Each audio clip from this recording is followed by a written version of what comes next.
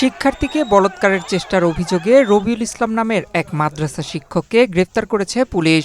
৫ June শুক্রবার সকাল ১০টার দিকে গাইবান্ধার সাঘাটার বোনারপাড়া ইউনিয়নের শিমুলতরাই এলাকার রেলওয়ে বানমারি মাঠ সংলগ্ন জামিয়া কারমিয়া দারুল উলুম মাদ্রাসার অফিস কক্ষে এ ঘটনা ঘটে।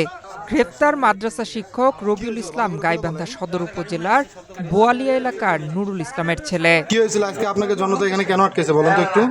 একমাত্র স্মার্ট সিটি বসুন্ধরা, আধুনিকতায় এক ধাপ এগিয়ে। পুলিশ ও স্থানীয়রা জানান, রবিউল ইসলাম মাসখানেক আগে মাদ্রাসাটিতে শিক্ষক পদে চাকরিতে যোগদান করেন। যোগদানের পর থেকে ওই মাদ্রাসায় থাকেন তিনি। এক পর্যায়ে শুক্রবার সকাল ১০টার দিকে অফিস কক্ষে মাদ্রাসার এক তরুণ শিক্ষার্থীকে জোরপূর্বক বলাৎকারের চেষ্টা করছিলেন। বিষয়টি নজরে এলে স্থানীয়রা ছুটে গিয়ে ওই শিক্ষার্থীকে উদ্ধারসহ শিক্ষক রবিউল ইসলামকে হাতে নাতে আটক করে গণধোলাই দিয়ে পুলিশে খবর দেন। পরে ঘটনাস্থলে এসে অভিযুক্ত রবিউল ইসলামকে হেফাজতে নেয় পুলিশ। বিষয়টি নিশ্চিত করে সাঘাটা থানার ভারপ্রাপ্ত কর্মকর্তা মাহবুবুল আলম বলেন, অভিযুক্ত শিক্ষক রবিউল ইসলামের বিরুদ্ধে মামলা হয়েছে।